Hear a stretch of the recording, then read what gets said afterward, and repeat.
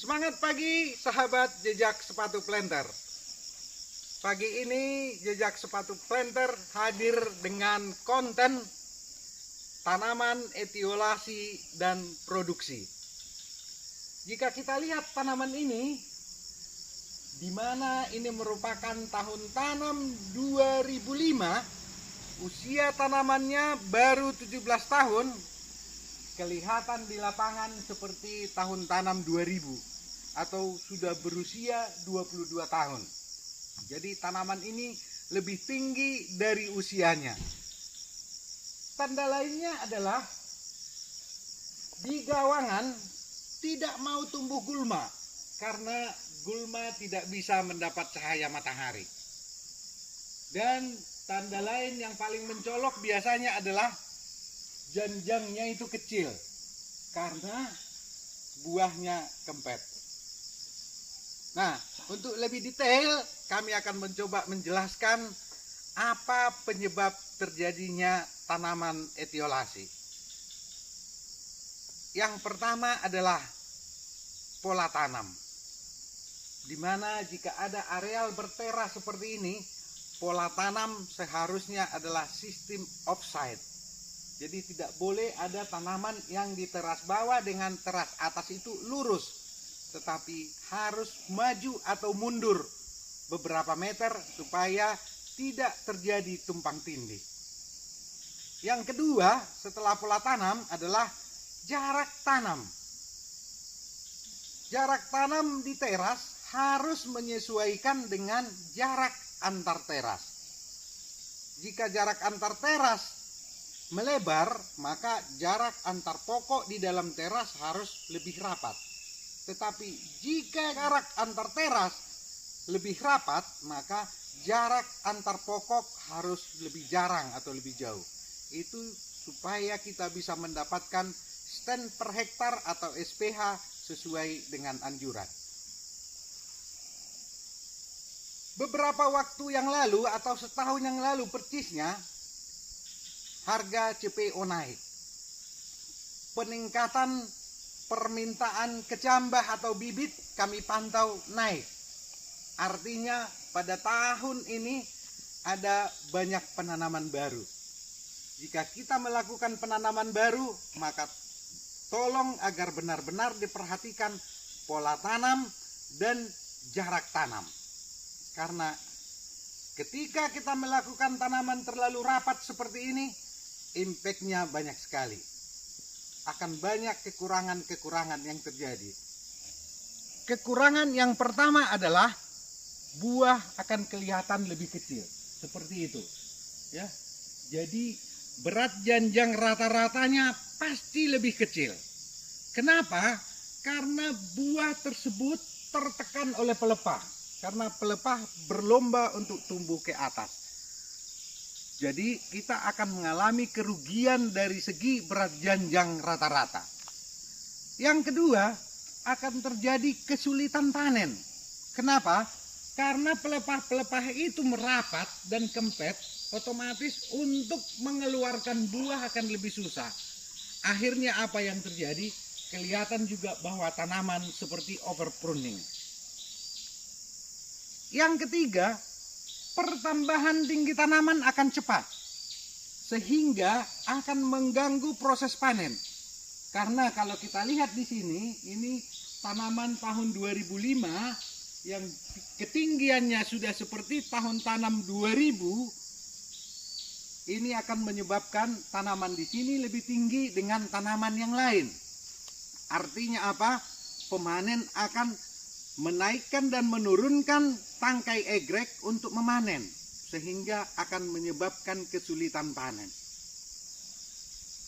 Yang keempat, ini sangat penting juga, bahwa tanaman-tanaman yang etiolasi itu bisa menyebabkan hasil analisa daun yang positif palsu.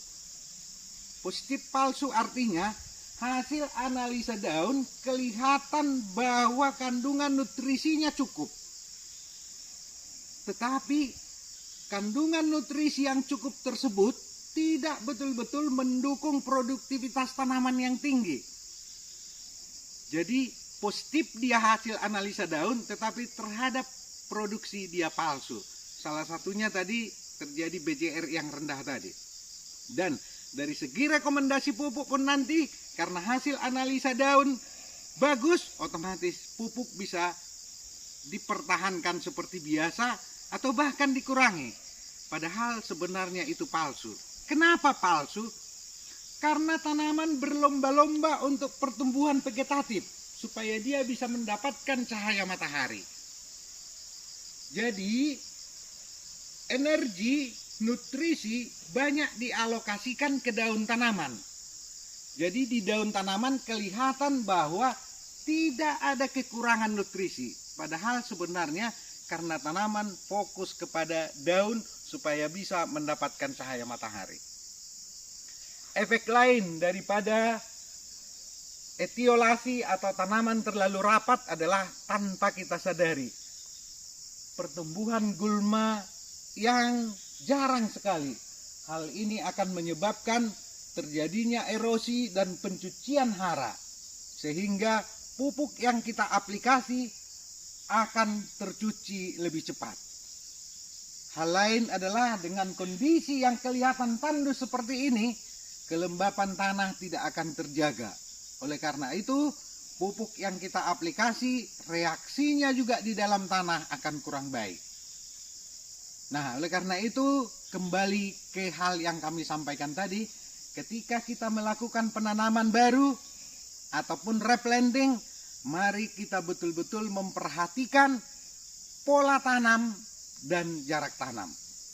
Kalau sudah terjadi etiolasi seperti ini, apa yang harus kita lakukan?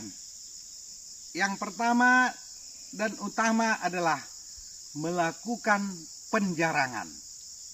Jadi harus kita lakukan penjarangan atau sering kita sebutkan thinning out atau TO.